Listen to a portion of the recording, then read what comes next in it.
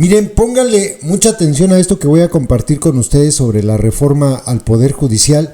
Me encontré una columna de opinión en Proceso de una persona que se llama Luis Miguel Cano. Yo no la conocía, me puse a investigar quién era.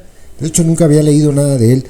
Es un abogado que pertenece o ha estado formando parte de diversas ONGs en defensa de derechos humanos y escribió una columna sobre, a ver, ¿qué podemos esperar con la famosa reforma? ¿La van a aprobar? Sí, hay hartas posibilidades. Y luego, bueno, también hay hartas posibilidades de que la Corte la eche para atrás. Sí, la Suprema Corte de Justicia. Y también hay hartas posibilidades de que al gobierno la ley le valga y se la pase por el arco del triunfo, porque ya saben, no le vengan a López con que la ley es la ley. Y entonces, ¿qué va a ocurrir? Bueno, pues que a lo mejor hasta instancias internacionales se va a llegar. Pero pongan atención a todo lo que dice, por cierto, porque hace referencia en el primer párrafo de su columna a esto que ahora traen los de la organización delictiva de la secta en la cabeza. Aparentemente todavía no consiguen al senador que les hace falta para tener la mayoría calificada. ¿Qué es la mayoría calificada? Dividen el número de senadores, el total de senadores, que son 128, entre 3. La mayoría calificada significa que deben tener 2/3 partes. Pero si ustedes hacen la operación matemática, se van a dar cuenta que van a tener que dividir a un senador en tercios. Sí, van a tener que mocharle las patas o las manos, o no sé cómo le van a hacer para dividirlo en tercios. Porque 128 entre 3 son 42.66, ese sería un tercio. Si para tener la mayoría calificada se requiere 2/3 partes, entonces hay que multiplicar 42.66 por 2 y resulta que les da un total de 85.33. Y entonces ahora anda diciendo la secta que con ese 85.33 ya tienen mayoría calificada. Ellos tienen en la actualidad 85 senadores, no tienen 86. Y entonces, pues la cosa se complica porque van a decir que con el 85.33 ya es mayoría calificada, aunque la mayoría calificada sea 86. Pueden apelar a eso, así son de tranzas. Pero bueno, dice la columna, que por cierto se llama ¿qué sigue en la defensa contra la reforma judicial? Dice: siempre puede ocurrir que en el Senado la oposición se haga presente y nuestro orden constitucional se conserve por un voto.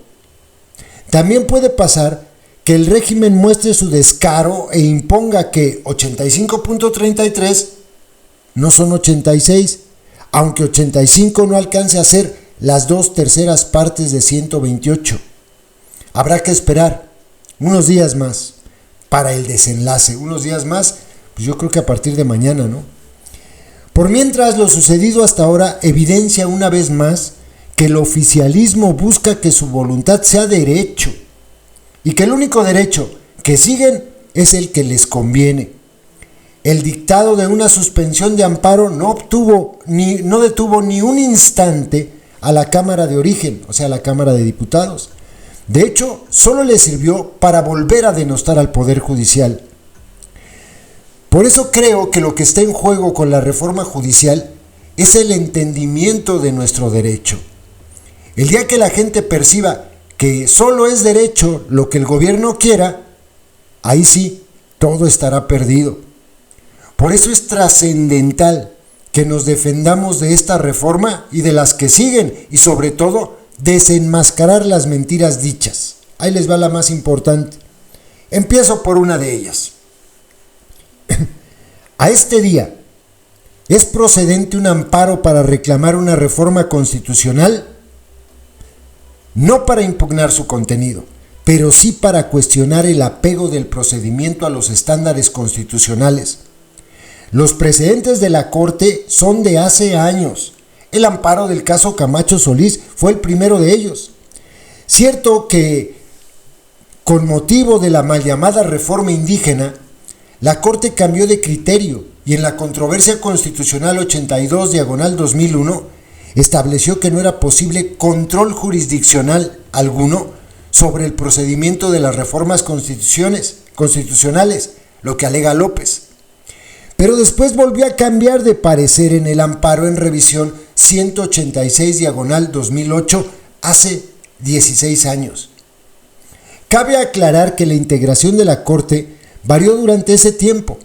Como sea, el precedente hoy todavía vigente es que aquel procedimiento de reformas está sujeto a control judicial, entre otros medios, a través del amparo. O sea que sí es legal. Lo cual incluso se ratificó en diciembre de 2021 por su segunda sala, en la contradicción de la tesis 105/2021. O sea que esta Corte, este tribunal, ya votó que sí se puede legislar contra, que sí puede la Suprema Corte atraer este tipo de casos y sentenciar en contra de lo que se está legislando.